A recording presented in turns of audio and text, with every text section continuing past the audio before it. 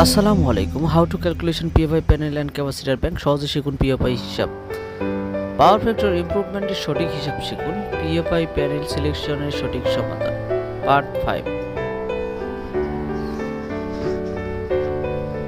Power factor improvement কিভাবে করবেন সে বিষয়টা আপনাদের সাথে আজকে শেয়ার করব। এখানে নেওয়া আছে ট্রান্সফরমার ক্যাপাসিটি বা পাওয়ার 1250 কেভিএ। 1250 কেভিএ থেকে আমরা কিভাবে কিলোওয়াটে যাব, 0.8 দিয়ে গুণ করলে আমরা কিলোওয়াটে পাবো, এবং কস থিটা যদি 0.75 হয় তাহলে cos theta two 0.99।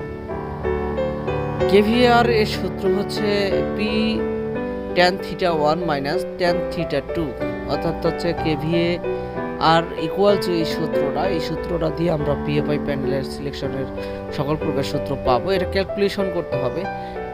cos theta 1 equal to 0.75, কি theta 1 equal to cos inverse 1 0.75। এটা ক্যালকুলেশন করবেন সাইন্টিফিক ক্যালকুলেটরের কাজ ইনভার্স 1 এটার হচ্ছে 0.75 দিবেন, তাহলে আপনারা এটা মান পেয়ে যাবেন। এভাবে ওটা করতে হয়। এরপর আমরা যে ক্যালকুলেশন করা হলো সেই ক্যালকুলেশন অনুযায়ী 740 কেভিএ প্যানেল আপনার পাওয়া যাবে।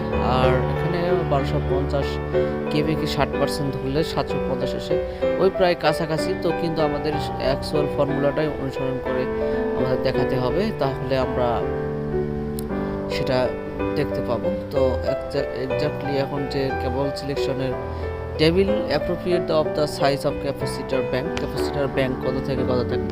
400 ভোল্টের জন্য 3 ফেজ সিঙ্গেল ফেজের ক্যাপাসিটার 5 কেভিআর 12.5 এম্পিয়ার কারেন্ট বহন করে এবং কেবল সাইজ 4 মিলিমিটার স্কোয়ার, এবং 7.5 কেভিআর 10 কেভিআর 12.5 15 কত এম্পিয়ারের কারেন্ট বহন ক্ষমতা আছে সে এটা চার্টটা আপনারা সুন্দর করে দেখে নেবেন।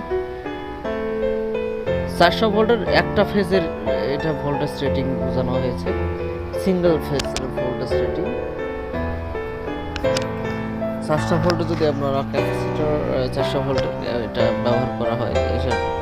এরপর আপনারা দেখতে পাচ্ছেন তিনটা ফেজের রেটিংটা আপনারা দেখতে পাচ্ছেন।